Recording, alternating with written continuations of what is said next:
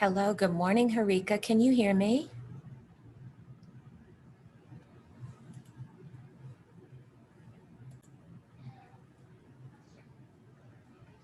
We're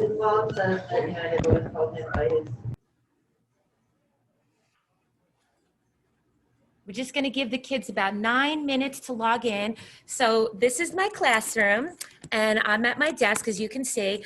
I do have 3 kids in front of me, and I'm going to just get up, and I'm going to just make sure that they don't have any trouble logging in, okay? One boy doesn't have a computer, so that's where I'm going. Harika's got a question. That's awesome. Harika's always really ready to participate, and I love that about you. She's ready to roll. She's got a question. Deshay is listening, and he's going to use the chat, which is awesome. And I'll be right back, okay? So just hang for a few minutes.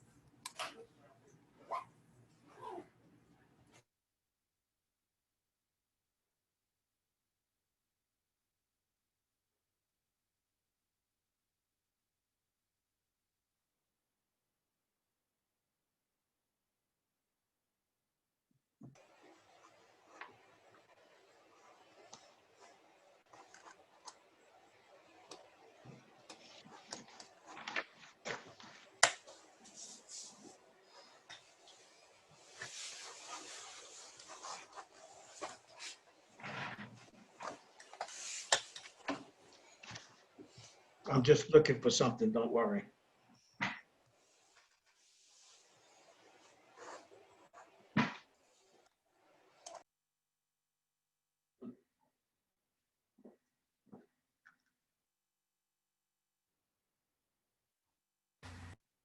I'll be right back.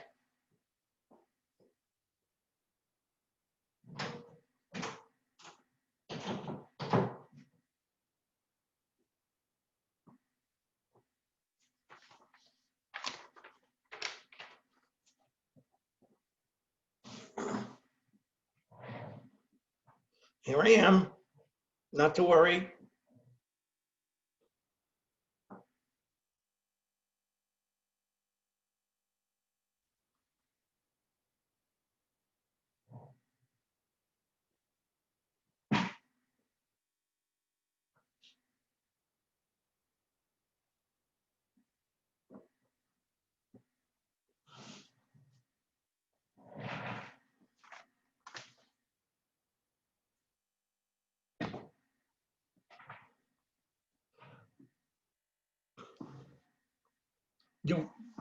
You want to take a minute to introduce myself?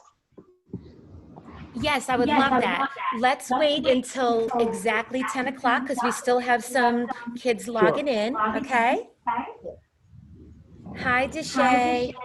Deshay is waving. Nellie is here. Rhoda. Good morning, Rhoda. Hi. That's a fake smile, Rhoda. I know Rhoda's real smile.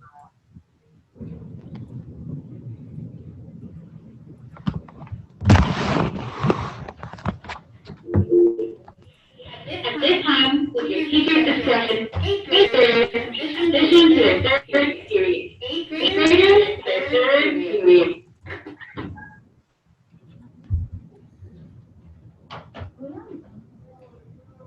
Okay. Okay, so you are going to log into Zoom. And why am I echoing? Does somebody not have earphones? Okay, can you go in the hallway? Is there any earphones on that cart?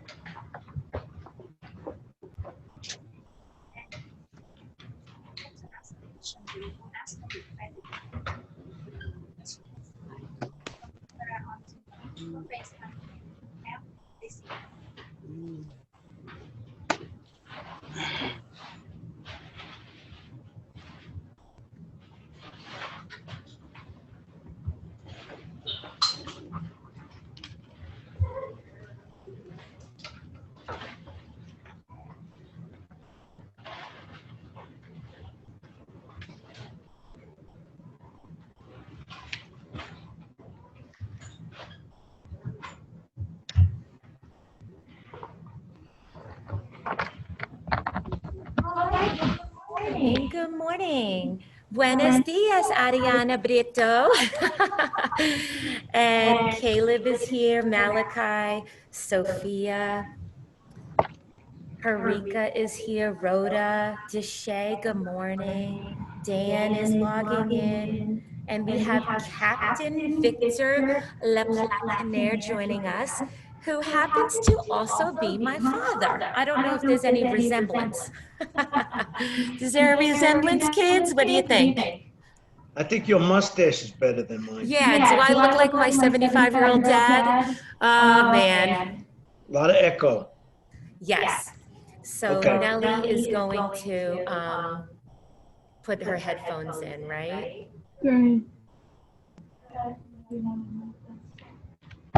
Does it work, Nellie? All right. So what we're going to do is ask you to actually shut off your video because my dad and I talked and it's kind of distracting for someone that's not used to Zoom. So you're welcome to shut your videos off.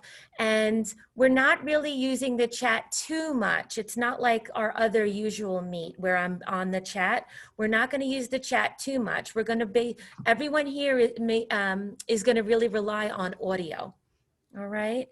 So, Dad, would you like me to leave this screen up or would you just like you to be talking? So how about we shut this off for now and then the kids should have the questions. So actually, before I shut it off, the kids that can hear my voice, if you want to participate and you want to ask a question, why don't you jot down one of these questions? We've already talked about it, but sometimes kids need a reminder. So before I get rid of the screen, why don't you jot down a question? Are they going to be able to see me? Yes, in a few minutes, once I stop sharing this. Okay. Okay.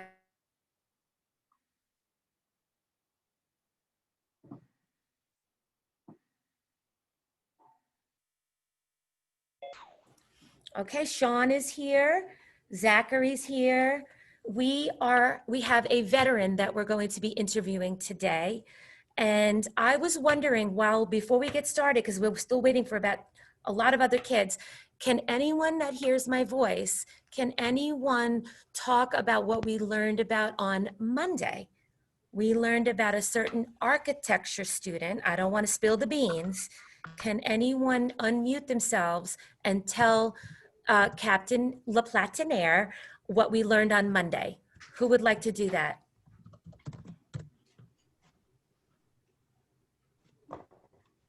I can go. Great. Ariana, because of audio, can you just Hi, Miss Alpha. hi, Deshay. Go ahead and tell us what we learned on Monday, Ariana. Okay, so on Monday we went over the Vietnam War, and it was mainly focused on the monuments that were built, the memorials. So the 3 parts of the memorial is what we read. And then, sorry, allergies.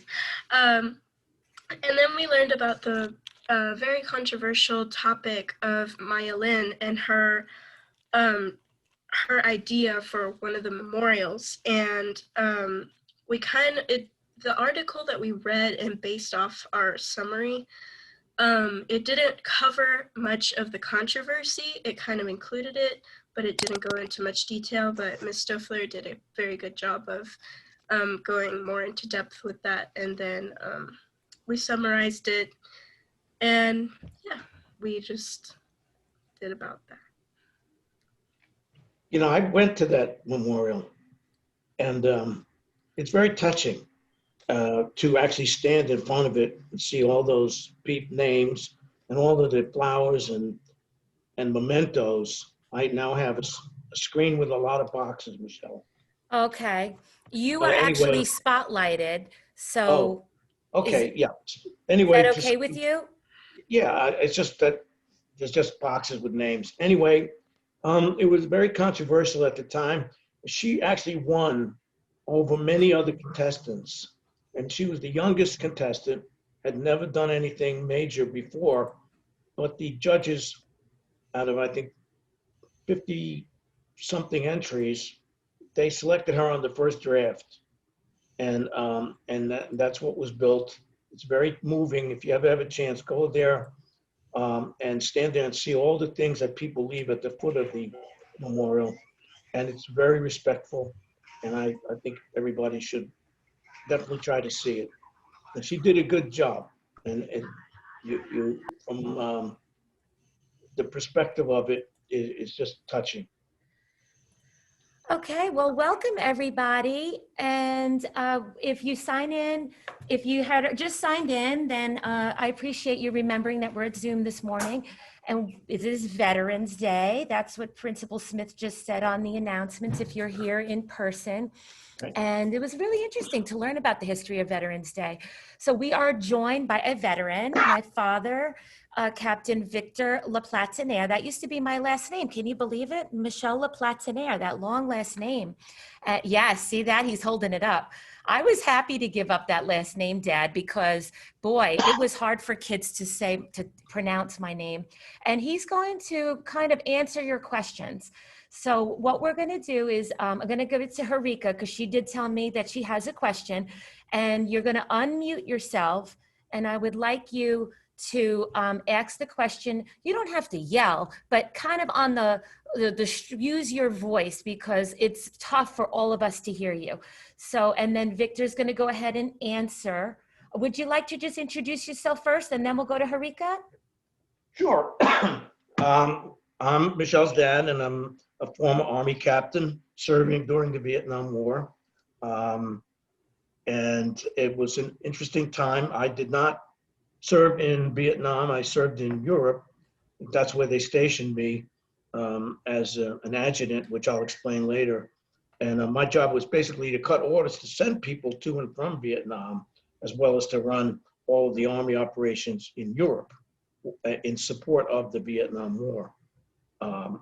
And to do that, you had to have certain training, which I'll explain later. You had to have certain security clearances, and you had to have a certain amount of experience. So with that said, I'm happy to address your class and answer any questions you might have. All right, I'm going to ask Harika to unmute. And Harika, what's your question? So I was just wondering, why did you choose to join the military? Like, I know back then some people were like forced to join the military, and I was just wondering.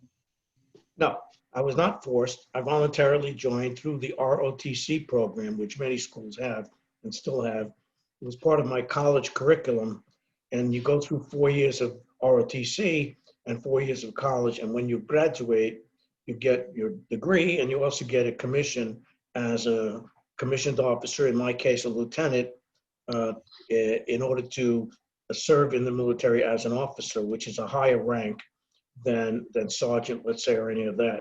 So you go in at a higher rank because you're already trained for 4 years, and you've had a lot of experience. You've been to a couple of boot camps and a lot more education. So you go in at a higher pay level, and you go in with more rank. So everybody salutes you as an officer. And then they send you to where they need you, wherever that is.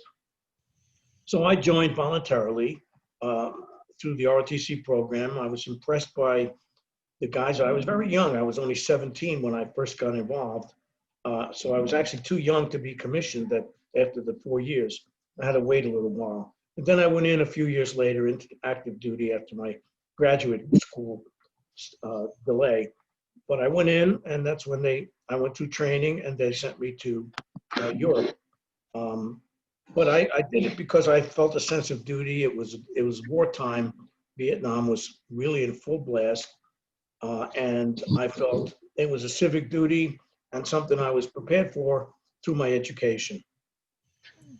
Okay, great. So Harika was kind of bringing up the point that there was the draft in those days. I was not affected by the draft because I signed a contract to serve 2 years in the Army upon graduation and commissioning. So I was not afraid of the draft, but I decided to become an officer instead of an enlisted man and go through the ROTC program to get my commission. So because you were educated, because you had your Right. degree, you came in at a higher Correct. rank. And I had 4 years of training already. Well, that's amazing. That's awesome. There must have been a little bit of sense of fear because you knew what was going on. This was in the early 1960s, and you knew that people were dying in Vietnam. So you must Well, have of had course, my some brother fear. Neil was in Vietnam as a Marine. And when I went to Europe, I signed many guys, some of whom did not come back, some of my friends who I had to send to Vietnam on orders. But yes, there was a danger. But when you put on the uniform, you're their property. You go where they send you. In my case, I was one of only 2 people in my graduating class in basic training to go to Europe. 38 other guys went to Vietnam. So it was just by the luck of the draw that I was sent because of my advanced degree. I had a master's degree in public administration. It was that reason that they sent me to Europe to basically run a command in Europe. So it sounds like because you were more educated than most of the people, they felt that you were more Well, valuable I think they in took Germany and Europe. advantage of my education. I think if they really needed me in Vietnam, don't forget, we'll get to that later, but my MOS, which you get upon completion of basic training, was a 2110, which is an adjutant. An adjutant is like an administrator for the Army. You basically, the Army runs on paper for the most part and logistics. So my job was to keep the paperwork moving and to keep everything operating smoothly. So that was my advanced degree as well as my military training. So they sent me to do that in Europe. All right. So if you would like to ask a question, because your videos are off, and we do appreciate that, just because it's less distracting, not that we don't want to see you, but if you would unmute yourself, then I will ask you to ask a question. I'm seeing Mara. Mara, what is your question? My question is, how many years did you spend in the Army? I spent 2 years 4 years in ROTC, 2 years active duty in Indianapolis and then in Europe, and then 8 years further beyond that in the Army Reserves back in New York when I joined an evac hospital as the adjutant, stationed in Fort Hamilton, New York, and I served 8 more years in the reserves. Okay. So that's a great question, Mara. Who else would like to ask a question? Okay. Okay. Was that Malachi? Oh, I'm Oh, sorry. I'm sorry. That That was was cute. cute. So I don't think. Oh, here. Oh, here you are. Here you are.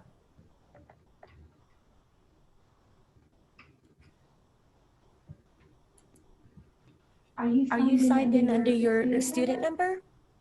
Oh, That's why I didn't see you. So unmute yourself. What was the hardest part about the war? Like, what was the hardest part about Vietnam? About what? About being in the Army? Well, it's a big change from civilian life, particularly as you go up in rank. More is expected of you because you're getting paid 4 times what the average enlisted man gets. So you're more like a middle management person. More is expected of you, and you have to produce pretty high levels to get high ratings so that you can eventually get promoted. And those ratings are like your report cards. If you do well, you have a chance to advance.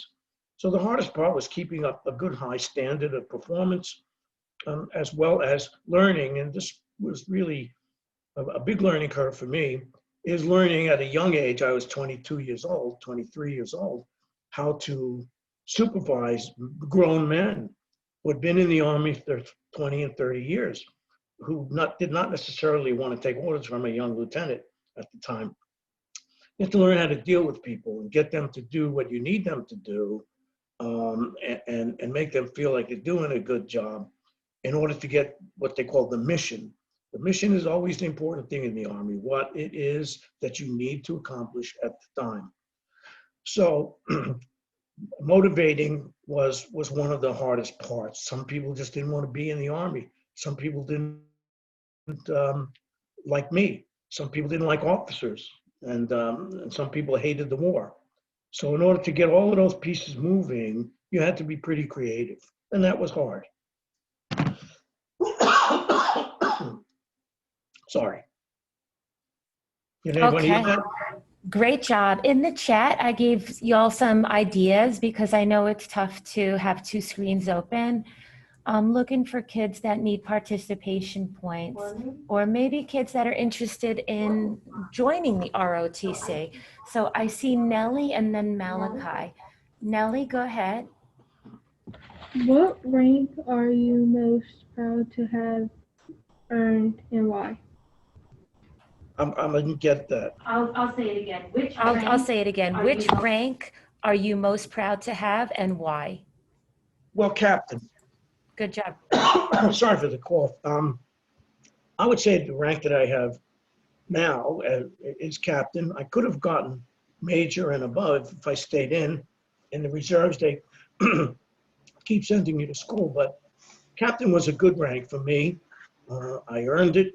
I'm proud of it. Through all those OERs, efficiency reports / report cards, as well as actual performance and duties. And the fact that you always felt that you were contributing something to a big, big organization. You know, the Army is only one of 5 branches. There's the Marines, the Air Force, the Navy, the Coast Guard, and the Army. So there's millions of guys involved, and you're a part of it, and you feel proud to be a part of it, and you're proud to get promoted.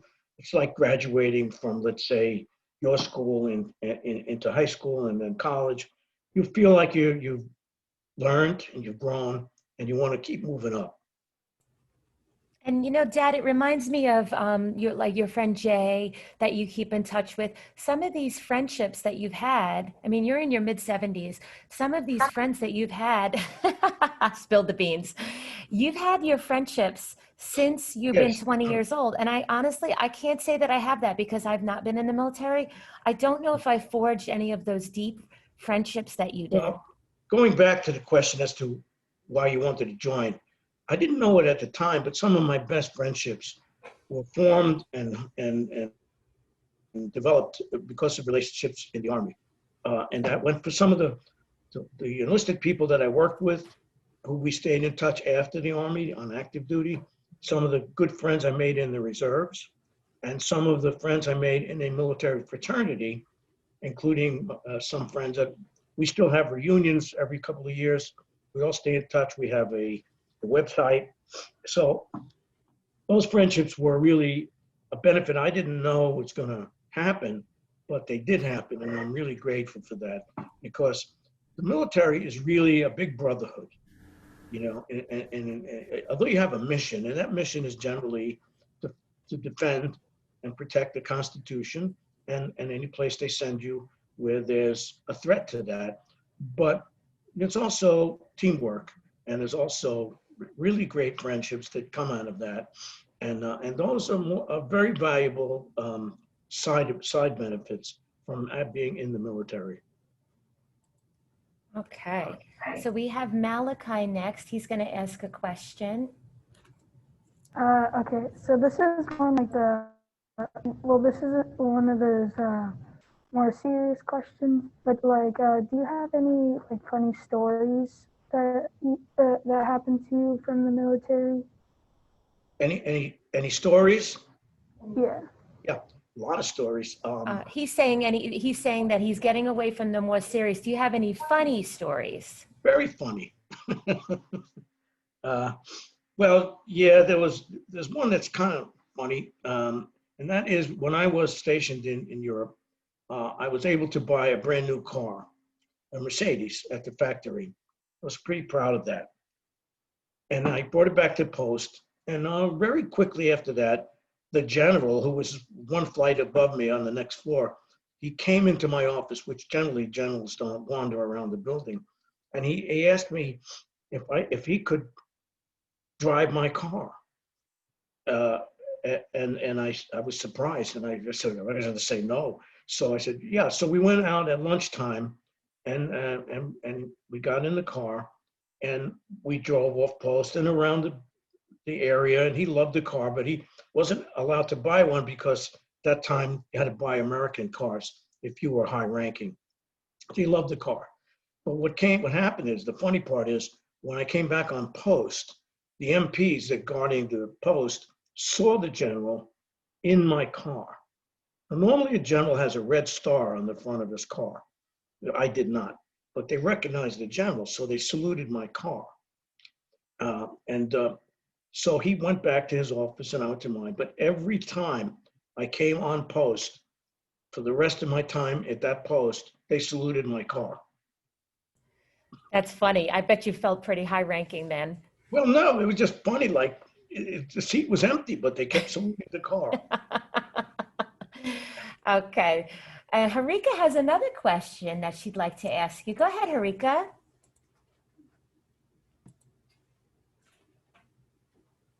Okay. Like, what was the like best and worst military food you had, and like how did you like cook them, or I didn't hear the last part. like how did you make the food that you ate, and like what did you use to make So them? she's asking you about food. How was the food? And I know you have a funny story about you were a little bit on the chubbier side, and they were really not happy about that, right? You want to tell the kids about that? The food, let me just back up. When you're in training, you eat in the mess hall, and they call it the mess hall for a reason. It's a mess. But the food was generally okay, and you had to do push-ups and pull-ups in order to get into the mess hall to eat. So you had to be in pretty good shape, and I was back then in fairly good shape. And then on active duty, they required you to be, within reasonable weight limits.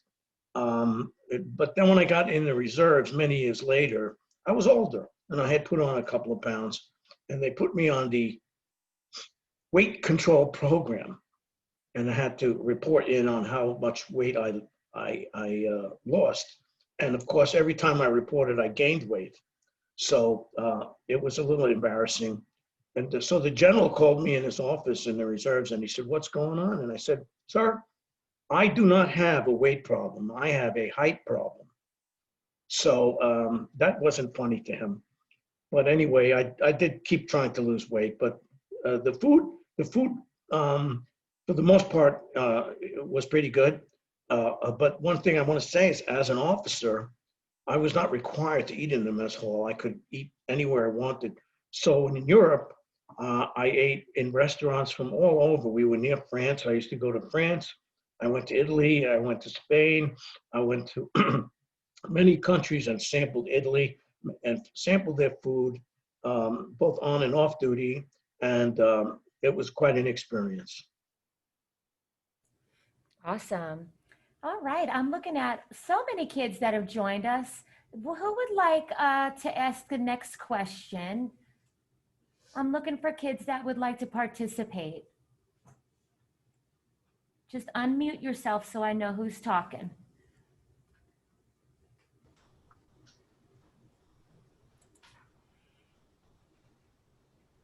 I have a question. Is that Mara again? Mm-hmm. Okay, Mara, real loud. For some reason, you're low. Real loud, Mara. Oh, okay. So, okay, hold on. Actually, can I go next? I'm trying to think of how to put this into words still. Okay, so Mara wants to go next because she wants to make sure that she puts it correctly. Let's see. Who else? Deshay, do you have a question? Or Jeremiah? Would you like to ask a question? We have somebody here. No. No? I'm going to give it a minute. I know Sophia likes to ask questions, and Zachary. All right, Sophia, can you unmute yourself?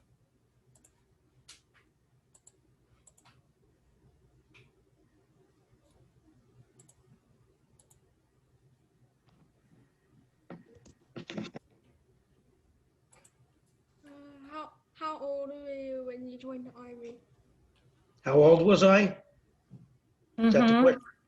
Yes, I was, well, I joined at 17, actually, when I joined the ROTC. I was pretty impressed with the other ROTC guys, and I was just starting college, and I said, hey, you know, it's something I could do along with my classes. So I was 17 when I joined ROTC. I was commissioned at 21 as a lieutenant, and I took a short delay to finish my graduate work at City College.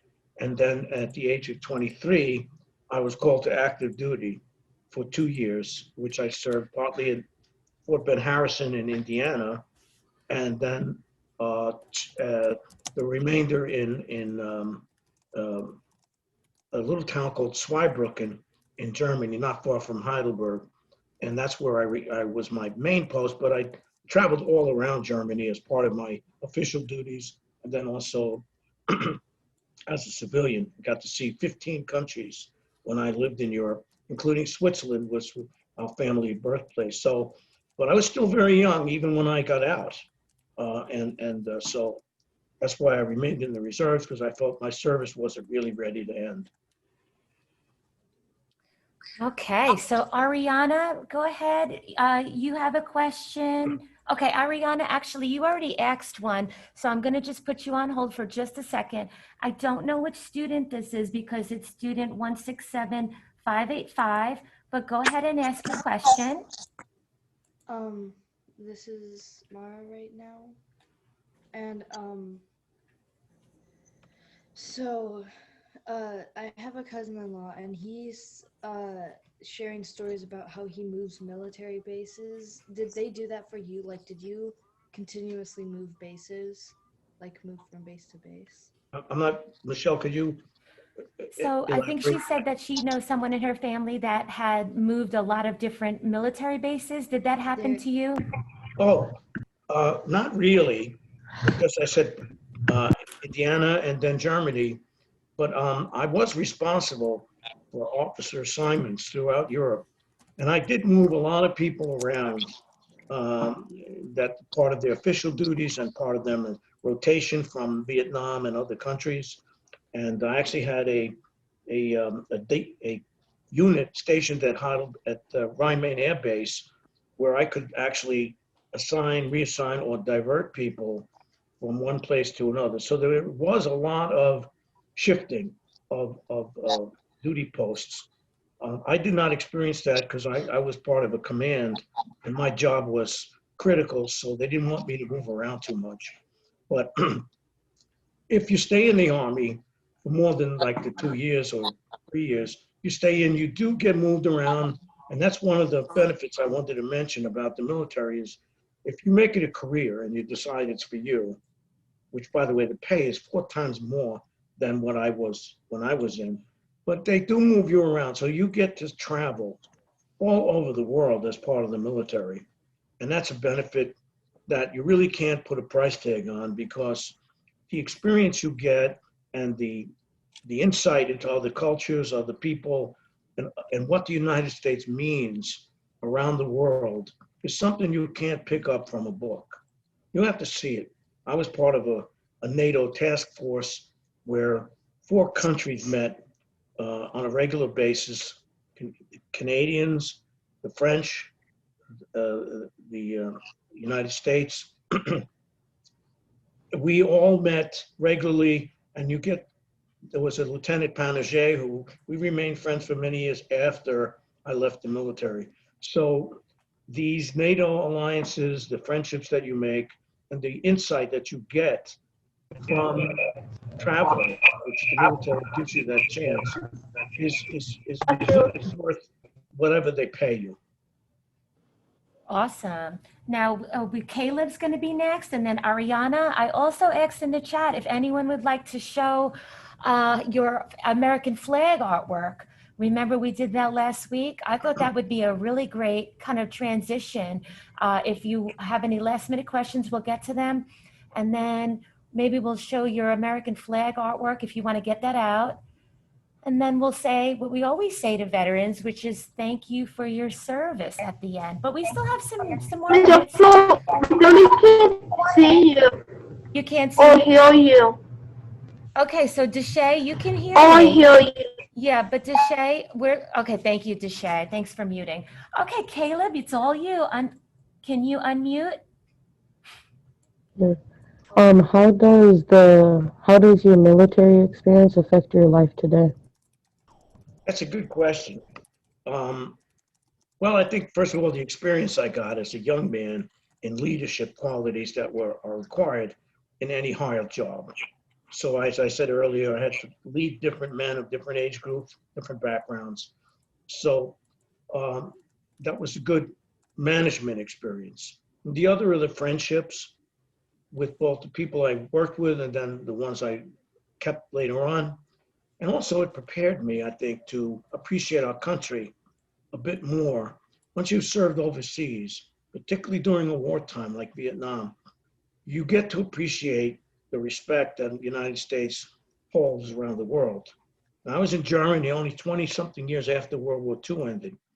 And you would think the German people would not be happy with Americans literally being assigned all over their country, but they were.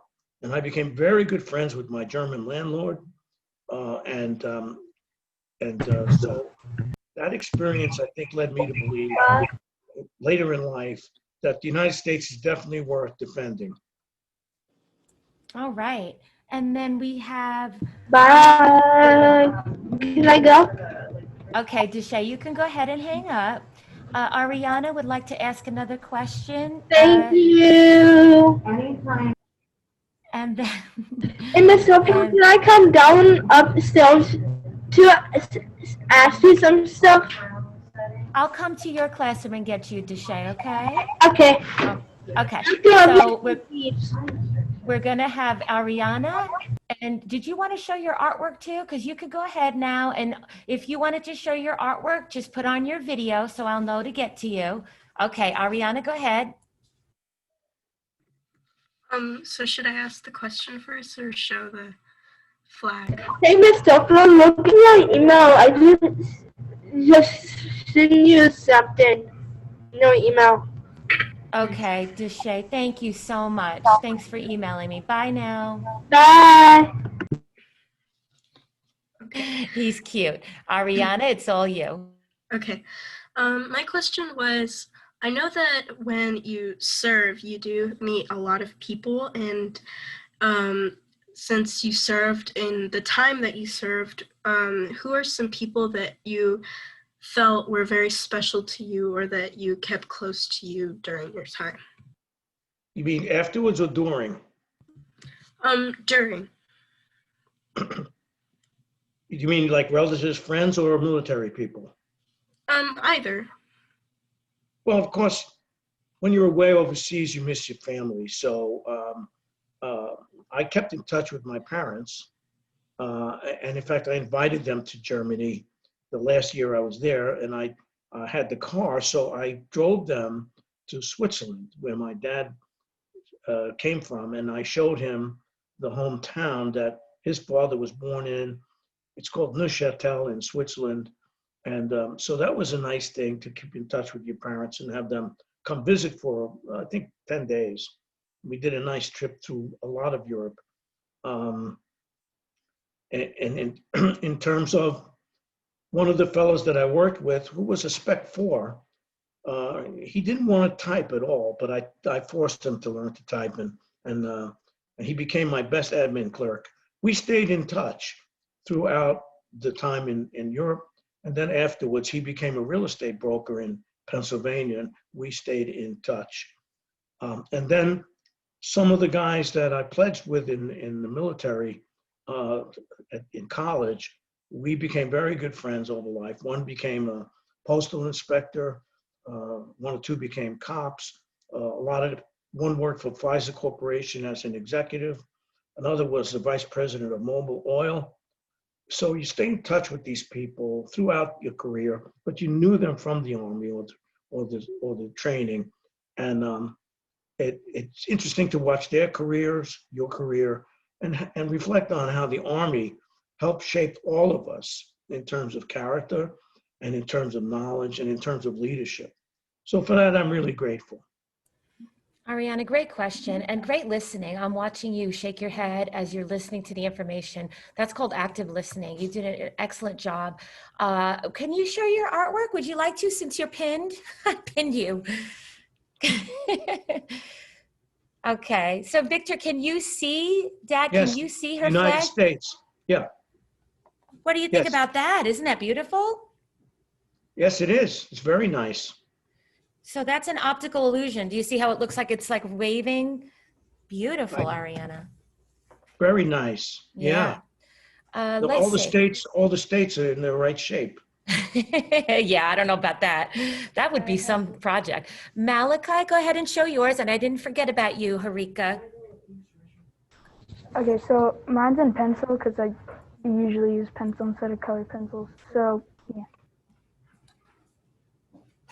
Wow. See that? You see how it's black and white? This is a pencil version of that. I don't see it. Oh, you don't? Let me pin Malachi now. Oh, he is pinned. Malachi, what I think, so I think it would be like, since you don't really like colored pencil, I mean, like, I've seen black and white flags, but if you like just do like one blue stripe, it could make it a veteran's flag and only have to That's use my one head up. color. Mine should not be on. Also, after everyone's done showing their flags, I have one more question. Yeah. Okay, good point. So Malachi, can you see him now? He's wearing blue. Can you see him?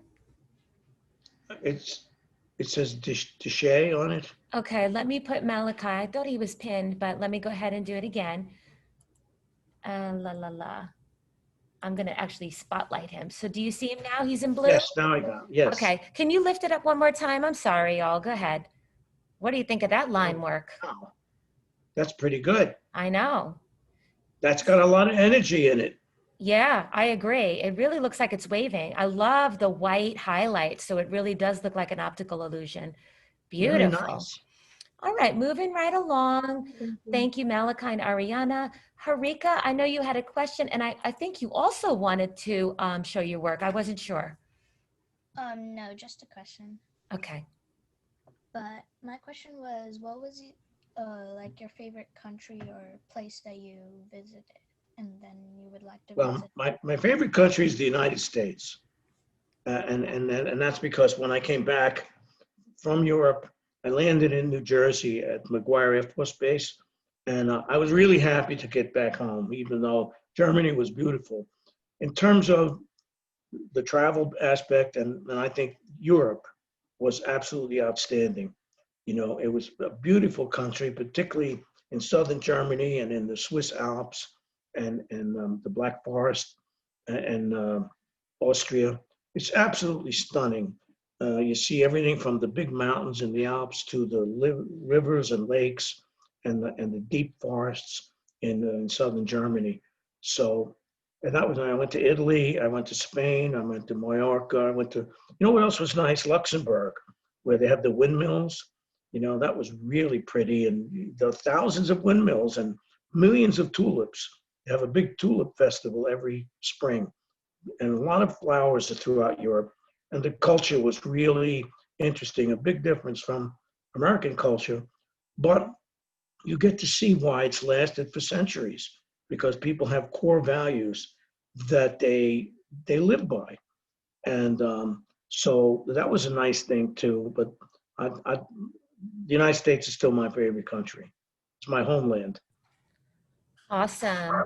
All right, we're wrapping up, y'all. We just have one other person, Sophia. Thank you again, Harika. What a nice questions you've been asking. I'm going to spotlight Sophia. And hi, she's one of our very talented artists here and seamstress. She's in the sewing club. So is her grandmother. Whoa, baby. Wow. Sophia, that looks amazing. Soph, you really nailed that. Are those that would make a great mask. Yeah. You know what, Dad? That's not a bad idea. We should have. What do you guys think of that? We should have a contest. Have all your class do their best design and make a mask. That's not a bad idea. Would you guys like that? Yeah, I'm getting a lot of people in the chat that says that that's a good idea. Sophia, that really looks nice. Were those expensive colored pencils or those were just basic colored pencils? Because sometimes kids think that they have to spend a lot of money. Texas Tough in a Ziploc doesn't seem expensive to me. Very nice, Sophia. You don't have to be a millionaire to be a good artist. Now, Jeremiah, go ahead. Listen, the best ideas are free. Exactly. All right, friends. If you would like to put in the chat, thank you for your service, or maybe you want to say it and break through on the audio, we're going to listen to my voice before you hang up. We are going to meet on Google Meet at our time, 11 o'clock. Our time, 11 o'clock. We're going to get off of Zoom and we're going to meet on Google Meet. We're going to do a recap. So everybody has to meet me on Google Meets at 11 o'clock. You know the code. So I will see you there. And if you want to say it in the chat, thank you for your service, and then hang up. Or if you want to say it in audio, I'm going to mute myself. But Dad, thank you for your time and thank you for your service. You're welcome. It's my pleasure. Thank you for your Thank you for your service. Yeah, thanks for meeting up with us and telling us about your experience. And yeah, thanks. You're welcome.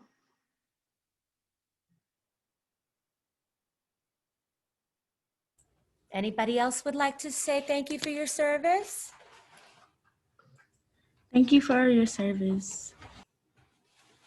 I want to just add one thing, and that is if you ever consider the military as a future profession, it's worth looking into. It's a very worthwhile thing, and you really feel like you've served your country, and you really feel like you're doing your civic duty, and hopefully there won't be any big wars. So it's a great chance to travel. It's a great chance to meet people. It's a great chance to serve. And if you at all consider it, it's worth thinking about because you're young enough to at least look into it. And I'll say so long. Okay. Thank you, Dad. We'll talk later. Have a great day. Happy Thank you. Veterans Day. Bye. Bye.